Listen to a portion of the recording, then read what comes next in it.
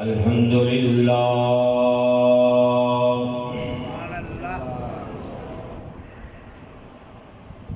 الحمد لله رب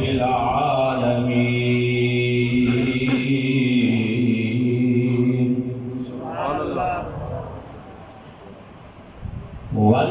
والعاقبة للمتقين والصلاة والسلام على سيد الأنبياء والمرسلين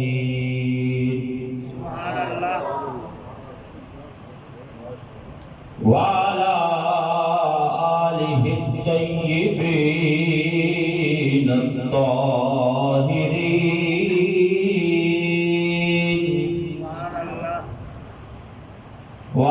وأصحابه الهادين المهديين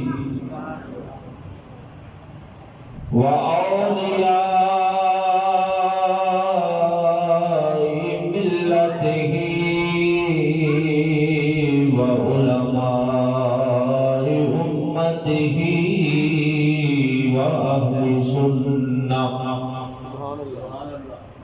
وأهل سنته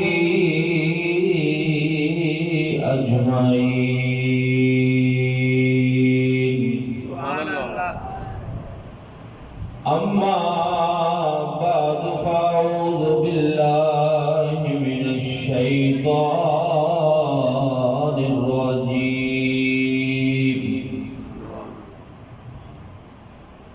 بسم الله الرحمن الرحيم يوم يكشف عن ساق ويدعون إلى السجود فلا يستطيعون خاشعة أبصارهم وترهقهم ذلة وقد كانوا يدعون إلى السجود وهم سالمون آمنت بالله صدق الله مولانا العظيم وصدق رسوله النبي الكريم الأمين الصلاة والسلام عليك يا رسول الله الصلاة والسلام عليك يا حبيب الله الصلاة والسلام عليك يا رحمة للعالمين وعلى آلك وأصحابك يا شفيع المذنبين مولاي صل وسلم دائما أبدا حبيبك خير الخلق كلهم مولاي صل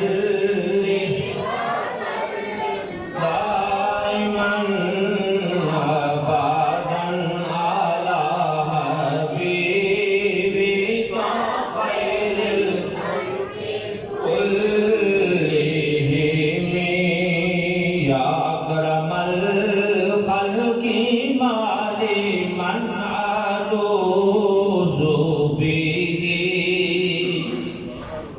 يا أكرم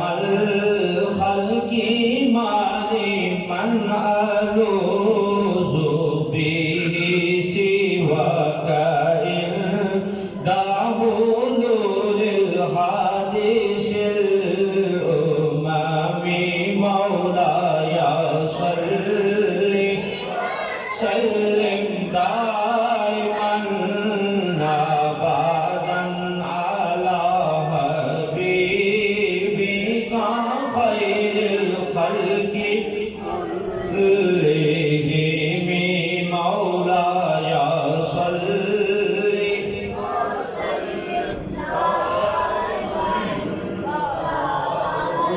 على حبيبك خير الخلق كلهم. سبحان اللہ. نہایت عزت و احترام کے قابل برادران اسلام، شعبان المعظم شریف کا بابرکت مہینہ ہے. یہ مہینہ وہ ہے، نبی پاک فرماتے ہیں شعبان شہری و رمضان شہر اللہ. شعبان میرا مہینہ ہے اور رمضان اللہ کا مہینہ ہے. گویا شعبان میں بندہ مومن اپنے آپ کو عبادت کے لیے تیار کرتا ہے. عبادت کا موسم بہار رمضان شروع ہونے والا ہے. اس لیے آج کا جو موضوع ہے وہ ہے سجدہ، فضائل سجدہ، سجدہ کے فضائل. عبادات میں سب سے خوبصورت عبادت اللہ کی بارگاہ میں جھک جانا ہے، یعنی سجدہ کرنا ہے. نماز میں سارے ارکان ہی خوبصورت ہیں، سارے رکن ہی نماز کے خوبصورت ہیں. بندہ کھڑا ہوتا ہے اللہ کی بارگاہ میں، اللہ رب العزت سے مخاطب ہوتا ہے، لیکن سجدہ یہ ساری نماز میں سے بہترین رکن ہے. بہترین رکن سجدہ نماز میں سے. سجدے کی جو لغوی تعریف ہے، لغوی معنی ہے، وہ ہے جھک جانا، عاجزی کرنا، خشوع کرنا. جھک جانا، عاجزی کرنا.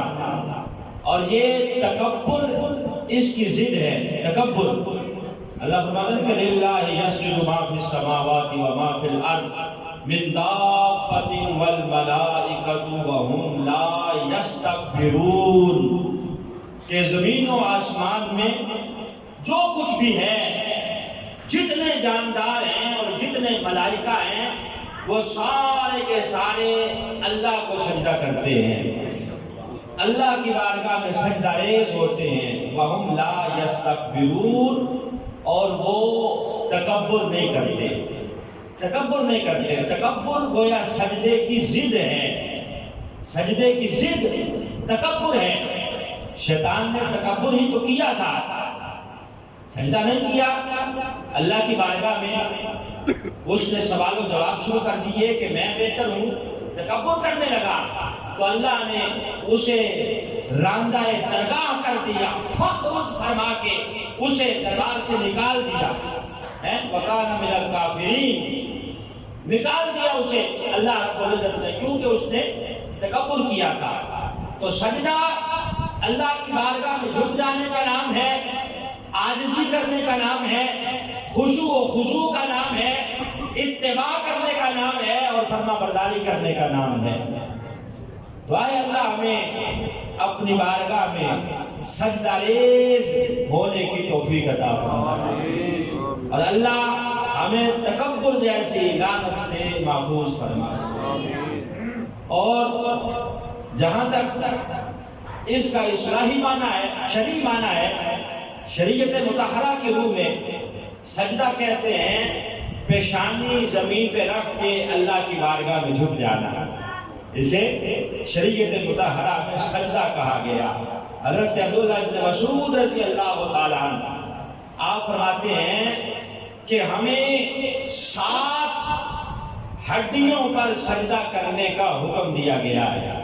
7 ہڈیاں یعنی جسم کی 7 ہڈیاں، 7 جسم کے اعضاء پر ہمیں سجدہ کرنے کا حکم دیا گیا ہے. حدیث پاک بھی ہے، نبی یہ پاک فرماتے ہیں فَأَمَّا أَنَا أَسْجُدُ عَلَى 7 أَعْظُمٍ.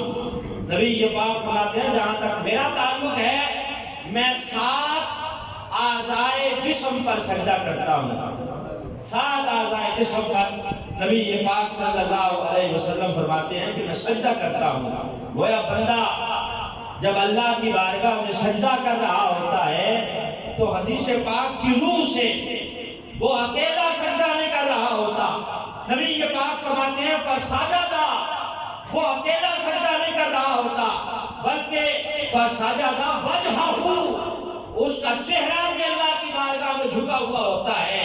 فسجدہ کفاہ، اس کے دونوں ہاتھ بھی اللہ کی بارگاہ میں جھکے ہوئے ہوتے ہیں، اس کے دونوں گھٹنے بھی اللہ کی بارگاہ میں جھکے ہوئے ہوتے ہیں۔ فسجدہ قدماہ، اور اس کے دونوں قدم بھی اللہ کی بارگاہ میں جھکے ہوئے ہوتے ہیں۔ نبی پاک صلی اللہ علیہ وسلم کی حدیث کی روح سے سرکار فرماتے ہیں کہ بندہ 7 جہتوں سے سجدہ کرتا ہے اللہ کی بارگاہ میں، اس کی پیشانی بھی جھک جاتی ہے، دونوں ہاتھ بھی اس کے جھکے ہوئے ہوتے ہیں، دونوں گھٹنے بھی اللہ کی بارگاہ میں جھکے ہوئے ہوتے ہیں، اور دونوں پاؤں بھی اللہ کی بارگاہ میں جھکے ہوئے ہوتے ہیں۔ اور قیامت کے دن سیماہم فی وجوہہم من اثر السجود، نبی پاک صلی اللہ علیہ وسلم کی امت کی پہچان یہ ہوگی کہ ساری امتیں جو ہوں گی ان سے یہ منفرد نظر آئے گی۔ کس طرح منفرد نظر آئے گی کہ جن جن اعضاء پہ یہ سجدہ کرتے رہے ہیں وہ اعضائے سجدہ ان کے چمک رہے ہوں گے، ان کا چہرہ بھی چمک رہا ہوگا، پیشانی بھی چمک رہی ہوگی، ہاتھ بھی چمک رہے ہوں گے، گھٹنے بھی چمک رہے ہوں گے، اور ان کے پاؤں بھی چمک رہے ہوں گے۔ سجدے کی وجہ سے ان کی نشانی ہی الگ ہوگی امت مصطفیٰ کی کہ ان کے اعضائے سجدہ ان سے نور نکل رہا ہوگا، شعائیں نکل رہی ہوگی اور وہ چمک رہے ہوں گے۔ نبی پاک صلی اللہ علیہ وسلم ارشاد فرماتے ہیں، فرمایا بندہ اللہ کی بارگاہ میں نماز میں سب سے زیادہ قریب اس وقت ہوتا ہے جب سجدے میں جھکا ہوا ہوتا ہے۔ ایسے تو شروع سے ہی بندہ جب ہاتھ باندھ کے اللہ کی بارگاہ میں کھڑا ہو جاتا ہے نیت کر کے، وہ اللہ سے ہی وہاں پہ گفتگو ہوتا ہے، سبحانک اللہ پڑھتا ہے اور پھر سورہ فاتحہ پڑھتا ہے، اللہ سے گویا وہاں پہ کلام ہوتا ہے، لو لگائے ہوئے ہوتا ہے۔ لیکن نبی یہ بات فرماتے ہیں کہ سارے اراکین نماز میں وہ اللہ کے اتنا قریب نہیں ہوتا جتنا اس وقت اللہ کے قریب ہوتا ہے، جتنا سجدے کی حالت میں جھک کے کہہ رہا ہوتا ہے سبحان ربی الاعلیٰ، یا اللہ تو ہر چیز سے بلند ہے۔ گویا وہ اللہ کے لیے کہتا ہے کہ یا اللہ تو بلند و بالا ہے، عرف و اعلیٰ ہے، اللہ اسے بلند کرتا چلا جاتا ہے۔ یہ اللہ کو کہنا ہوتا ہے کہ یا اللہ تو سب سے زیادہ بڑا ہے، اللہ اس کا مقام دنیا میں اونچا کر دیتا ہے۔ سب سے زیادہ قریب بندہ نبی یہ پاک صلی اللہ علیہ وسلم فرماتے ہیں کہ حالت سجدہ میں اللہ رب العزت پہ ہوتا ہے۔ اور سرکار دو عالم صلی اللہ علیہ وسلم کی حدیث پاک کتاب الاسمیہ کی جلد نمبر 29 پر یہ روایت موجود ہے۔ نبی یہ پاک صلی اللہ علیہ وسلم نے ارشاد فرمایا، فرمایا جب بندہ اللہ کی بارگاہ میں جھکتا ہے، سجدہ کرتا ہے، فرمایا وہ اسی طرح ہوتا ہے، گویا نبی یہ پاک فرماتے ہیں کہ وہ اسی طرح ہوتا ہے کہ جس طرح اس نے اپنا سر اپنے رب کے قدموں پہ رکھا ہوا ہو، اپنا سر اپنے رب کے قدموں پہ گویا اس نے رکھا ہوا ہے جس وقت وہ سجدہ کر رہا ہے۔ اب آپ دیکھیں بظاہر اللہ قدموں سے پاک ہے، اعضائے جسم سے پاک ہے، اللہ کی شان کے لائق جو اس کے قدم ہیں۔ نبی یہ پاک صلی اللہ علیہ وسلم نے ارشاد فرمایا کہ بندہ جب سجدہ کرتا ہے گویا وہ گڑ گڑا رہا ہوتا ہے رب کے حضور، اس نے سجدے میں سر نہیں رکھا ہوا، اس نے گویا اپنے رب کے قدموں پہ سر رکھا ہوا ہوتا ہے۔ بندہ اگر کسی کے قدموں پہ سر رکھ دے، جتنا بڑا بھی وہ جابر ہو، ظالم ہو، بندہ اگر جھک جائے اس کے قدموں پہ سر رکھ دے یا اپنے دستار اتار کے اس کے قدموں پہ رکھ دے تو اس کا بھی کلیجہ پگھل جاتا ہے، پتا پانی ہو جاتا ہے، نرم ہو جاتا ہے۔ جتنا بھی بڑا وہ بندہ اس کا مجرم ہو وہ اسے معاف کر دیتا ہے، کیونکہ اس کے پاؤں پہ سر رکھ دیا ہے۔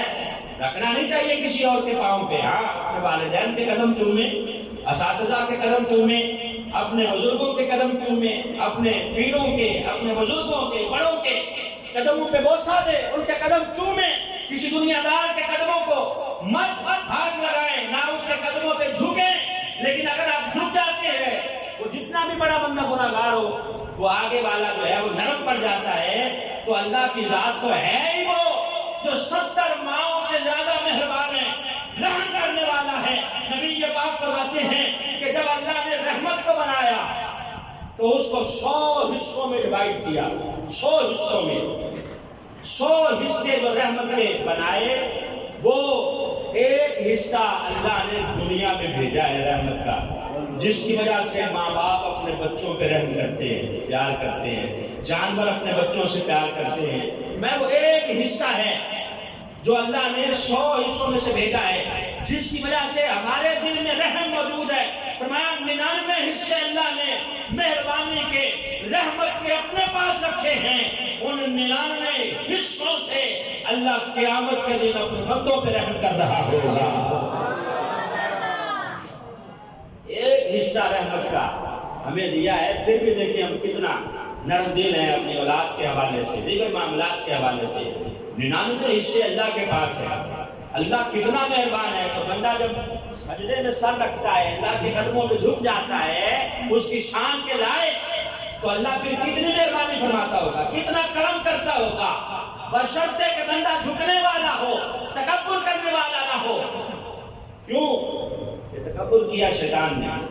اللہ نے ابا واستکبر وکان من الکافرین۔ تو اللہ نے حکم دیا نا کہ آدم کو سجدہ کرو، تو اکڑ گیا کہ خلقتنی من نار و خلقتہ من طین، کہ مجھے آگ سے بنایا ہے، اسے مٹی سے بنایا ہے، میں اس مٹی کے پتلے کو سجدہ کروں؟ اکڑ گیا۔ روایات میں آتا ہے سب سے پہلے جس فرشتے نے اللہ کی بارگاہ میں سجدے کے لیے سر جھکایا وہ حضرت اسرافیل تھے۔ سب سے پہلے حضرت اسرافیل نے سر جھکایا اللہ کے حکم کی اتباع کرتے ہوئے۔ اللہ کو اس کا عمل اتنا پسند آیا، خوش ہو کہ اللہ نے انعام یہ دیا کہ اس کی پیشانی پہ اللہ نے پورا قرآن تحریر فرما دیا کہ اس نے میرے حکم کی سب سے پہلے اتباع کی ہے، یہ جھک گیا ہے، اس نے فرما برداری کی ہے۔ اللہ نے ثواب تو دیا ہی، ساتھ انعام یہ دیا کہ پوری اپنی کتاب اس کی پیشانی پہ نقش فرما دی، لوح محفوظ اس کی پیشانی پہ نقش فرما دیا کہ میں اسے انعام دیتا ہوں کہ یہ سب سے پہلے جھکنے والوں میں سے ہے۔ اب اس کو نے دیکھا کہ شیطان اکڑا ہوا ہے، اللہ کی بارگاہ میں سوال و جواب کر رہا ہے، جھک نہیں رہا۔ تو علماء اکرام نے یہاں ایک نکتہ لکھا ہے کہ جیسے ہی فرشتوں نے سر اٹھایا، دیکھا کہ شیطان اکڑا ہوا ہے، فرشتوں نے فوراً دوسرا سجدہ کیا۔ 2 سجدے کرتے ہیں نا ہم نماز میں، دوسرا سجدہ فوراً کیا۔ کیوں؟ پہلا سجدہ علماء اکرام فرماتے ہیں کہ اللہ کے حکم کی اتباع کرتے ہوئے کیا، اور دوسرا سجدہ اس شیطان کو تڑپانے کے لیے کہ تو ایک سجدہ نہیں کر رہا، ہم اپنے رب کی اتباع کرتے ہوئے ایک نہیں بلکہ 2 سجدے کر رہے ہیں۔ علماء کرام فرماتے ہیں کہ فرشتوں نے فوراً دوسرا سجدہ کس لیے کیا؟ اس کو تڑپانے کے لیے، مزید اس کو آگ لگانے کے لیے کہ تو ایک سجدہ نہیں کر رہا، اکڑا ہوا ہے۔ ہم اپنے رب کے اتنے فرما بردار ہیں کہ ہمیں حکم ایک سجدے کا دیا گیا، ہم نے ایک کے ساتھ ساتھ دوسرا بھی اللہ کی بارگاہ میں کر دیا ہے۔ اور 2 سجدوں کی علماء کرام نے دوسری وجہ یہ لکھی ہے کہ دوسرا سجدہ فرشتوں نے اس لیے بھی کیا کہ پہلا سجدہ اللہ کے حکم کی اتباع کے لیے تھا، اور دوسرا شکرانے کے طور پہ شکر ادا کرنے کے لیے کہ یا اللہ تیرا شکر ہے تو نے ہمیں اس شیطان مردود جیسا نہیں بنایا بلکہ اپنی بارگاہ میں جھکنے والا بنایا ہے۔ علماء کرام نے آئے نکتہ اور بھی لکھا ہے کہ تیسری وجہ دوسرے سجدے کی یہ بھی ہے کہ ہم جو نماز میں 2 سجدے کرتے ہیں 2 سجدے نماز میں فرض ہے، اگر سجدہ ایک رہ جائے تو نماز نہیں ہوتی۔ پہلا سجدہ جب ہم کرتے ہیں زمین پہ جھکتے ہیں تو گویا اشارہ ہوتا ہے اس طرف کہ ہم اسی زمین سے پیدا ہوئے ہیں، اسی مٹی سے اللہ نے ہمارا وجود بنایا ہے۔ جب پھر دوبارہ کرتے ہیں تو اشارہ اس طرف ہوتا ہے کہ دوبارہ پھر ہم نے ادھر ہی لوٹ کے جانا ہے۔ 2 سجدے کر کے گویا بندہ یہ اعلان کر رہا ہوتا ہے کہ یا اللہ یہ جو زمین ہے، یہ جو مٹی ہے جس کے اوپر میں پیشانی جھکا رہا ہوں، اسی سے مجھے تو نے پیدا کیا ہے اور اسی کی طرف تو مجھے لوٹا دے گا۔ گویا بندہ اللہ کی بارگاہ میں شکر کر رہا ہوتا ہے کہ یا اللہ تیرا شکر ہے تو نے مجھے شیطان جیسا اکڑا ہوا نہیں بنایا بلکہ اپنی بارگاہ میں جھکنے والا بنا دیا ہے۔ قرآن کہتا ہے یوم یکشف عن ساق ویدعون الی السجود فلا یستطیعون، جو اللہ کے علاوہ دوسروں کو سجدے کرتے رہے، جب قیامت کا دن ہوگا معاملہ بڑا سخت ہو جائے گا، جب پنڈلیاں ننگی ہوں گی۔ پنڈلیاں ننگی ہونے کا مطلب یہ ہے کہ جب کوئی معاملہ سخت ہوتا ہے تو ہم گرو سے اوپر کر کے پنڈلیاں ننگی کر لیتے ہیں، یعنی معاملہ جب بڑا سخت ہوگا قیامت کے دن تو وہ جو اللہ کے علاوہ مشرکین ہیں، بتوں کو سجدہ کرنے والے، یا جنہوں نے حضرت عیسیٰ کو اللہ کا بیٹا کہہ کے سجدہ کیا، یا حضرت عزیر کو جنہوں نے سجدہ کیا اللہ کا بیٹا مان کے، یا دوسروں کو اللہ کے علاوہ جو سجدہ کرتے رہے ہیں، قرآن کہتا ہے قیامت کے دن سب کے معبود ان کے سامنے کر دیے جائیں گے۔ یوم یکشف عن ساق ویدعون الی السجود فلا یستطیعون، اللہ فرمائے گا کہ اب کرو ان کو سجدہ۔ خاشیۃ ابصارهم وترهقهم ذلہ، ان کی آنکھوں سے خشیت کے آنسو نکل رہے ہوں گے اور ان کی پیشانی پہ ذلت ٹپک رہی ہوگی۔ وہ کہیں گے یا اللہ سجدہ ہو ہی نہیں پا رہا، کیوں کہ ان کی پشتوں کو اکڑا دیا جائے گا، اکڑ جائیں گے ان کی پشتیں۔ اللہ فرمائے گا کہ اب کرو سجدہ بتوں کو جنہیں تم دنیا میں سجدہ کرتے تھے اور میری طرف سے تم نے منہ پھیرے رکھا، میں تمہیں بلاتا رہا، اعلان ہوتا رہا، اذان ہوتی رہی، تم سجدے کی طرف نہیں آئے، تو اب کرو ذرا سجدہ جن کو دنیا میں کرتے رہے۔ فلا یستطیعون، تو استطاعت نہیں رکھیں گے کہ انہیں سجدہ کر دیں۔ خاشعۃ ابصارهم ترهقهم ذلہ وقد كانوا يدعون الى السجود وهم سالمون۔ اللہ فرماتا ہے کہ اس وقت جب تمہیں دنیا میں بلایا جاتا تھا اس وقت کیوں نہیں آتے تھے، حالانکہ اس وقت تو تم سالم تھے، اس وقت تو تمہارا وجود سلامت تھا، اس وقت میری طرف کیوں نہیں آتے تھے۔ یہاں نبی پاک صلی اللہ علیہ وسلم کی ایک حدیث کوٹ کرتا جاؤ، یوم یکشف عن ساق، اس کے زمن میں نبی پاک صلی اللہ علیہ وسلم فرماتے ہیں کہ جب سب کو، سارے مشرکین کو بلایا جائے گا کہ سجدہ کرو اپنے اپنے معبودوں کو، کوئی نہیں کر سکے گا، کوئی نہیں کر سکے گا، تو اللہ مجھے حکم دے گا اور میری امت کو حکم دے گا کہ محبوب ہاتھ تشریف لے آئیں، آپ آ جائیں۔ جب امت مصطفیٰ صلی اللہ علیہ وسلم وہاں اللہ رب العزت کی بارگاہ میں کھڑی ہوگی، یکشف عن ساق، اللہ کی شان کے لائق رب کی پنڈلی کو جب کشف کیا جائے گا، پنڈلی سے جب پردہ چھکایا جائے گا، فقط اللہ کی پنڈلی نبی پاک صلی اللہ علیہ وسلم کی امت کے سامنے ہوگی، باقی لوگوں کے پورے پورے معبود ان کے سامنے ہیں، سجدہ نہیں کر سکے، لیکن امت مصطفیٰ کے سامنے اللہ رب العزت اپنی پنڈلی کو صرف ظاہر کرے گا اپنی شان کے لائق۔ اللہ اعلیٰ سے پاک ہے، جو اس کی شان ہے۔ نبی یہ پاک فرماتے ہیں کہ ساری کی ساری میری امت فوراً سجدے میں گر جائے گی کہ یہ وہی ذات ہے جسے ہم دنیا میں سجدے کرتے رہے ہیں، دنیا میں سبحان ربی الاعلیٰ سبحان ربی الاعلیٰ کی صدائیں ہم نے اسی ذات کے لیے لگائی ہیں، اگرچہ ہم نے اس رب کو دیکھا نہیں تھا، محبوب سے سن لیا تھا، آج ہم نے صرف پنڈلی دیکھ کے پہچان لیا ہے کہ یہ نشانیاں وہی ہیں جو ہمیں ہمارے محبوب نے بتائی تھی۔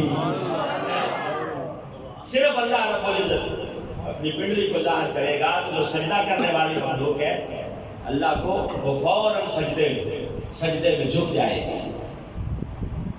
اللہ فرماتا ہے نبی پاک صلی اللہ علیہ وسلم کو وَسَبِّحْ بِحَمْدِ رَبِّكَ وَكُن مِنَ السَّاجِدِينَ. محبوب میری تسبیح بیان کرتے رہو, میری حمد بیان کرتے رہو اور سجدہ کرنے والوں میں سے ہو جاؤ. نبی پاک صلی اللہ علیہ وسلم کو اللہ نے فرمایا کہ سجدہ کرنے والوں میں سے ہو جاؤ. اب سرکار دو عالم صلی اللہ علیہ وسلم نے اللہ کی بارگاہ میں کتنے سجدے کیے کوئی شمار کر سکتا ہے؟ بلکہ نبی پاک صلی اللہ علیہ وسلم کا ابھی نور تخلیق ہوا ہے, کتب احادیث کی روح سے, تفاسیر کی روح سے ابھی صرف آپ کا نور تخلیق ہوا ہے. آپ دنیا میں تشریف نہیں لائے تو آپ کا نور بھی کئی ہزار سال اللہ کی بارگاہ میں سجدہ ریز رہا ہے, سجدہ ریز رہا ہے. اور پھر جب 12 ربیع الاول کا دن آتا ہے, صبح نور ہوتی ہے, نبی پاک جب سیدہ آمنہ کے گھر تشریف لاتے ہیں تو آپ کو سجدے کا گویا اتنا لطف آ رہا تھا, پیدا ہوتے ہی سب سے پہلا جو کام کیا ہے وہ بھی سجدہ کرنا ہی کیا ہے. پیدا ہوتے ہی سب سے پہلا کام جو تیرے اور میرے محبوب نے کیا ہے وہ کیا کیا ہے؟ اللہ کی بارگاہ میں سجدہ کیا ہے. گویا پیدا ہوتے ہی سجدہ کر کے بتا دیا کہ ہم نے سجدہ کرنا جبریل سے نہیں سیکھا بلکہ ہم رب رحمان سے سیکھ کے آئے ہیں. کچھ لوگ کہتے ہیں نا کہ جبریل نبی پاک کے استاد ہیں, نعوذ باللہ, کہ سرکار نے جبریل سے سیکھا, بلکہ پیدا ہوتے ہی آپ نے تو سجدہ کیا. پیدا ہوتے ہی کر کے گویا آپ نے بتا دیا کہ ہمیں ہمارے رب نے سکھا کے بھیجا ہے. تو نور جب ابھی وجود میں نہیں آیا تب بھی سجدوں میں, جب پیدا ہوئے ہیں تب بھی سجدے میں, معراج کی رات جب سواری پہ سوار ہونے لگے ہیں تب بھی سجدے میں ہیں, اور حشر کے میدان میں جب ساری امتیں اپنے اپنے نبی کو پکار رہی ہوں گی, جواب آئے گا نفسی نفسی, تو اس وقت بھی ہمارے آقا کی شان یہ ہوگی کہ آپ سجدے میں سر رکھیں گے. اللہ فرمائے گا سر دکھتا, محبوب سر اٹھارو, مانگو جو مانگتے ہو تمہیں دیا جائے گا. سرکار دو عالم صلی اللہ علیہ وسلم کی پسندیدہ عبادت سجدہ ہے. صحابہ کرام رضوان اللہ علیہ مجمعین نے سرکار کے سجدوں کو بیان کیا. حضرت ابو ہریرہ فرماتے ہیں مدینہ کا ماحول ہے, مدینہ کی مسجد نبوی ہے, بارش کا دن ہے, فرماتے ہیں کہ بارش کا دن ہے, بارش پڑی ہے بہترین قسم کی, بہت زیادہ جل تھل ہو گیا ہے. مسجد نبوی کا ظاہر ہے کہ جو چھت تھی وہ پکی نہیں تھی, پانی جو ہے وہ ٹپکتا تھا نیچے, کیچڑ ہو گیا. اب سرکار دو عالم صلی اللہ علیہ وسلم نے حضرت ابو ہریرہ فرماتے ہیں کہ اسی گیلی زمین پہ سجدہ کیا, اور جب نبی پاک صلی اللہ علیہ وسلم نے سجدہ کیا تو فرماتے ہیں کہ مسجد نبوی کی مٹی نبی پاک کے ناک مبارک کو بھی چوم رہی تھی اور پیشانی کو بھی چوم رہی تھی. پیشانی کو بھی چوم رہی. سرکار دو عالم صلی اللہ علیہ وسلم کا ارشاد گرامی ہے, نبی پاک نے فرمایا کہ جب تم نماز کی حالت میں سجدہ کرتے ہو, سجدے کے دوران جو تمہاری پیشانی پہ مٹی لگ جاتی ہے, نبی پاک فرماتے ہیں کہ نماز کی حالت میں اسے صاف نہ کیا کرو. بعض لوگوں کو عادت ہوتی ہے کہ لگی ہے تو نماز کے دوران یا سجدہ کر کے صاف کر رہے ہوتے ہیں, خاص کر جب فرش کے اوپر نماز پڑھی جاتی ہے تو اکثر پیشانی میں وہ گرد وغیرہ لگ جاتی ہے. تو نبی پاک نے فرمایا کہ نماز کے دوران اسے صاف نہ کیا کرو. صحابہ نے کہا حضور کیوں؟ نبی پاک صلی اللہ علیہ وسلم نے فرمایا کہ تمہاری دونوں آنکھوں کے درمیان پیشانی پہ جب تک وہ خاک لگی رہتی ہے اللہ کے فرشتے تمہارے لیے بخشش کی دعا کرتے رہتے ہیں. دیکھیں کہ سجدہ بندہ جب کرتا ہے تو کتنا اللہ کے قریب ہو جاتا ہے. جب تک وہ خاک لگی ہوئی ہے تمہاری پیشانی پہ اسے صاف نہ کیا کرو, جب تک لگی ہوئی ہے اللہ کی رحمت کے فرشتے تمہارے لیے دعا کرتے رہتے ہیں یا اللہ اس کی بخشش فرما دے. اور نبی پاک صلی اللہ علیہ وسلم سجدے میں لمبی لمبی دعائیں پڑھتے ہیں، لمبی لمبی دعائیں۔ فرض نماز میں ظاہر ہے آپ نے 3 مرتبہ سبحان ربی الاعلیٰ، 5 مرتبہ یا 7 مرتبہ یہ پڑھنا، لیکن نفلی نماز میں آپ سجدے کو لمبا کر سکتے ہیں، اس میں لمبی دعائیں پڑھ سکتے ہیں۔ نبی یہ بات فرماتے ہیں کہ جو سجدے میں 3 مرتبہ کہتا ہے رب اغفر لی، کیا کہتا ہے 3 مرتبہ؟ رب اغفر لی۔ اس کا مطلب کیا ہے کہ یا اللہ مجھے معاف فرما دے، رب اغفر لی، رب اغفر لی، رب اغفر لی۔ جو بندہ سجدے میں دعا مانگتا ہے 3 مرتبہ، نبی یہ پاک فرماتے ہیں کہ اس کا سر بعد میں اٹھتا ہے سجدے سے، اللہ پہلے اسے معاف کروا دیتا ہے، یعنی سر اٹھنے سے پہلے اللہ اس کو معاف کروا دیتا ہے۔ نبی یہ پاک کی بڑی پیاری حدیث، سرکار فرماتے ہیں کہ جب بندہ نماز میں کھڑا ہوتا ہے اللہ کی بارگاہ میں، تو اس کے گناہوں کو گٹھڑی بنا کے باندھ کے اس کے سر کے اوپر رکھ دیا جاتا ہے۔ نبی یہ بات فرماتے ہیں کہ بندہ اللہ کی بارگاہ میں کھڑا ہے، نماز پڑھ رہا ہے، جب سجدے میں جاتا ہے تو وہ گناہوں کی گٹھڑی زمین پہ گر جاتی ہے۔ یہ سرکار دو عالم صلی اللہ علیہ وسلم نے سمجھانے کے لیے کتنا خوبصورت انداز اختیار کیا۔ میں وہ گناہوں کی گٹھڑی اب سجدے کی حالت میں زمین پہ گر گئی ہے، جب سجدے سے بندہ سر اٹھاتا ہے فرشتے کہتے ہیں یا اللہ اب کیا حکم ہے، یہ گٹھڑی دوبارہ رکھ دیں؟ اللہ فرماتا ہے نہیں میرے فرشتوں، اگر گر گئی ہے تو گری رہنے دو، دوبارہ رکھنے کی ضرورت نہیں ہے۔ یہ جو گناہوں کی گٹھڑی گر گئی ہے، اللہ اتنا مہربان ہے، فرماتا ہے کہ اب اسے گری رہنے دو، دوبارہ اس کو رکھنے کی ضرورت نہیں ہے۔ گویا بندہ جب سجدہ ریز ہوتا ہے اللہ کی بارگاہ میں تو اللہ اس کے گناہوں کو معاف فرما دیتا ہے۔ لیکن بندے کو اپنے سجدوں پہ رشک نہیں کرنا چاہیے، ناز نہیں کرنا چاہیے، سجدے کرے، عبادات کرے، لیکن اللہ کی رحمت کی امید رکھے۔ نبی یہ پاک صلی اللہ علیہ وسلم کی آخری بات نہیں، سرکار دو عالم صلی اللہ علیہ وسلم ارشاد فرماتے ہیں کہ جبریل آئے میرے پاس اور مجھے آ کے کہنے لگے یا رسول اللہ صلی اللہ علیہ وسلم، بنی اسرائیل کا ایک شخص ہے، سمندر کے درمیان ایک چھوٹا سا جزیرہ ہے، اس جزیرے پہ 500 سال اس نے اللہ کی عبادت کی، 500 سال۔ جزیرہ نما ایک خشک جگہ ہے سمندر کے درمیان، اللہ نے اسی خشک جگہ میں اس کے لیے میٹھے پانی کا چشمہ بھی پیدا کیا جس سے وہ پانی پیتا، اور وہیں اللہ نے ایک انار کا درخت بھی اگا دیا جسے وہ کھاتا اور اللہ رب العزت کی عبادت کرتا۔ 500 سال عبادت کرتا رہا، جب آخری اس کا وقت آیا یا مرنے کے قریب تھا تو اللہ کی بارگاہ میں دعا کرنے لگا یا اللہ ایسا نہیں کرتا کہ میں سجدے کی حالت میں ہوں تو میری روح قبض کر لے، سجدے کی حالت میں میری جان نکل جائے، یا اللہ تو بڑا غفور رحیم ہے، ایسا کر مہربانی فرما۔ جناب جبریل نبی یہ پاک صلی اللہ علیہ وسلم کو بتا رہے ہیں، سرکار فرماتے ہیں جبریل نے کہا کہ اللہ نے اس کی اس دعا کو قبول کر لیا، سجدے کی حالت میں اس کی روح نکل گئی۔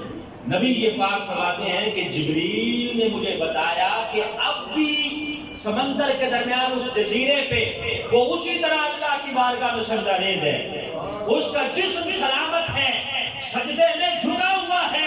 کیوں کہ اس نے دعا مانگی تھی کہ یا اللہ سجدے کی حالت میں میری روح کو نکال لے، اللہ نے قبول کیا ہے۔ لیکن جبریل کہتے ہیں کہ جب قیامت کا دن ہوگا، اگلی بات سنیے، قیامت کا دن ہوگا، اللہ اس بندے کو جس نے اتنی لمبی عبادت کی ہے اور سجدے میں ہے آج تک، جبریل کہتے ہیں جب بھی ہم آتے ہیں اسے دیکھ کے آتے ہیں کہ وہ وہی سجدہ کر رہا ہے۔ قیامت کے دن جب حساب کتاب ہوگا تو اللہ اس کے بارے میں فرمائے گا کہ میری رحمت کی وجہ سے اسے جنت عطا کر دی جائے، رحمت کی وجہ سے۔ بندہ آگے سے عرض کرے گا یا اللہ ابھی بھی اپنی رحمتوں کے حوالے دے رہا ہے، میری کمر اکڑ گئی ہے سجدے کر کر کے، 500 سال میں نے عبادت کی ہے، 500 سال میں نے سجدہ کیا ہے، عبادت کی ہے، میری عبادت کی وجہ سے مجھے جنت عطا کر۔ آج بھی ابھی بھی اپنی رحمت کے حوالے دے رہا ہے تو میری عبادت کہاں گئی اتنی لمبی؟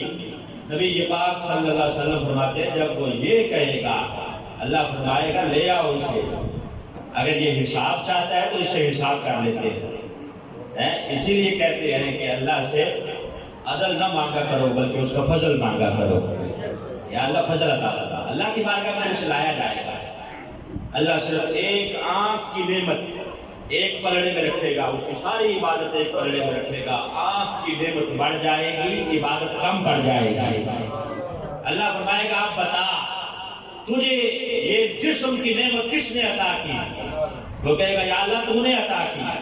اللہ فرمائے گا بتا تجھے اتنی لمبی زندگی کس نے عطا کی؟ سمندر کے درمیان تیرے لیے زندگی کے اسباب کس نے مہیا کیے؟ اتنی لمبی لمبی نعمتیں میں نے تجھے عطا کی ہیں، تو کہتا ہے کہ میری عبادت کی وجہ سے مجھے جنت عطا کی جائے، تو یہ تیری عبادت تو میری ایک نعمت کا بھی مقابلہ نہیں کر سکی ہے۔ کبھی یہ پاک فرماتے ہیں کہ وہ فرشتے جب اسے لے جا رہے ہوں گے اسی دوران وہ کہے گا یا اللہ معاف فرما غلطی ہو گئی، اللہ پھر کہے گا کہ اس کی عبادت کی وجہ سے نہیں، میری رحمت کی وجہ سے اسے جنت عطا کر دی جائے۔ سجدہ اللہ کی بارگاہ میں ضرور ہوں، اللہ کی بارگاہ میں ضرور جھکیں، عبادات کریں۔ عبادات کا موسم بہار شروع ہونے والا ہے، شعبان ہے، آگے رمضان آنے والا ہے، لیکن اتفاق صرف اللہ کی رحمت پہ کریں، بھروسہ اللہ کی رحمت پہ کریں۔ بندہ جب سجدہ کرتا ہے، آخری بات نبی پاک نے فرمایا کہ جیسے سجدے میں جھکتا ہے اللہ اسے بلند کر دیتا ہے۔ بظاہر تو بندہ جھک رہا ہوتا ہے لیکن اللہ اسے بلند کر رہا ہوتا ہے، اس کی نیکیاں بھی بڑھا رہا ہوتا ہے اور اس کے گناہوں کو بھی کم کر رہا ہوتا ہے۔ دعا اللہ ہمیں اپنی بارگاہ میں سجدہ ریز رہنے کی توفیق عطا فرمائے۔